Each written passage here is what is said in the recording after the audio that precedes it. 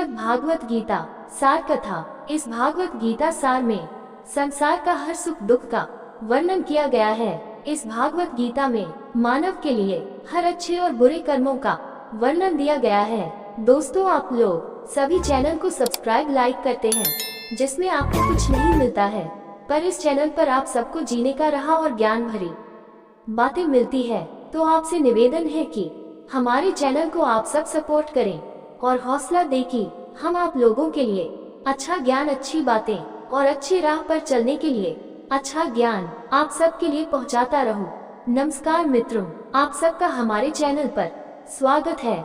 दोस्तों, इस चैनल पर सारे वेदों का ज्ञान आप सबको मिलेगा। यद्यपि एते न पश्यन्ति लोभोपहचेत्सः कुलक्षयकृत दोषं मित्रद्रोहे च पातकम्।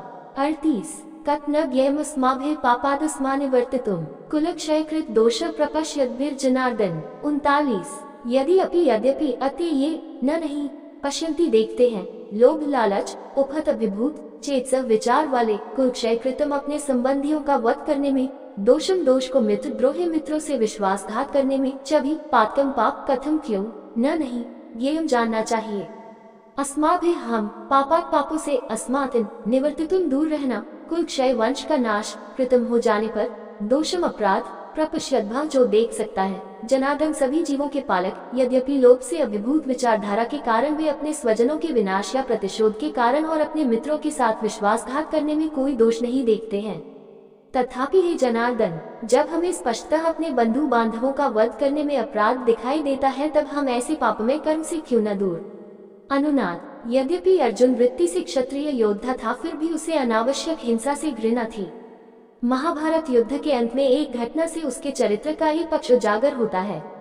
जब 100 कौरवों का वध हो गया था, तब गुरु द्रोणाचार्य के पुत्र अश्वत्थामा ने प्रतिशोध लेने के लिए रात्रि के समय पांडवों के शिविर में चुपके से प्रवेश किया और द्रौपदी के सोए हुए 5 पुत्रों की हत्या कर दी। अर्जुन ने अश्वत्थामा को पकड़कर उसे जानवरों की भांति बांधकर द्रौपदी के चरणों में डाल दिया। ऐसा करने पर अश्वत्थामा क्रंदन करने लगा। फिर भी पुत्रों की मृत्यु से शोकाकुल, कोमल हृदय और क्षमाशीलता के गुण से परिपूर्ण द्रौपदी ने कहा कि जो भी हो, अश्वत्थामा उनका गुरु पुत्र है, इसलिए उसे क्षमा कर देना चाहिए। दूसरी ओर भीम अश्वत्थामा का तत्काल वध कर देना चाहता था। दुविधा में फंसे अर्जुन ने जब इसके समाधान के लिए भगवान श्री कृष्ण की ओर देखा, तब उन्होंने ये वचन कहे, यदि आदरणीय श्रेष्ठ ब्राह्मण अस्थायी रूप से धर्म पद से च्युत हो जाता है, तब भी वह क्षमा योग्य है, किंतु जो मनुष्य घातक हथियार से किसी की हत्या करता है, तब उसे अवश्य दंड देना चाहिए। अर्जुन श्री कृष्ण के अनेकार्थक संकेत को समझ गया।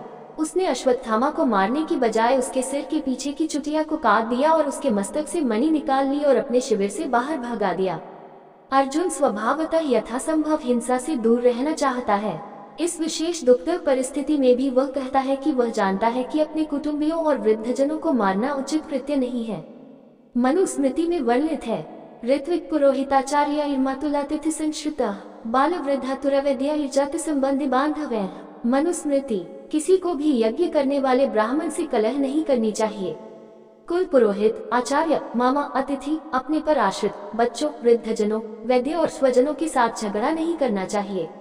इसलिए अर्जुन ने ये निष्कर्ष निकाला कि लोभ से अभिभूत होने के कारण कौरव शायद धर्म पथ से दिख गए हैं और अपना विवेक खो बैठे हैं। फिर जब हमारा पापजन्य कोई मनोरथ ही नहीं है, तब हम ऐसे घिनौने कृत्य में क्यों सम्मिलित हो। श्रीमद् भागवत अध्याय 1 श्लोक 38 से 390 समाप्त हुआ। अगला अध्याय और श्लोक सुनने के लिए हमारे चैनल को सब्सक्राइब करें। इस चैनल पर सभी वेदों का ज्ञान मिलेगा। ये वीडियो आपको अच्छा लगा हो तो लाइक, शेयर, सब्सक्राइब जरूर करें। धन्यवाद दोस्तों।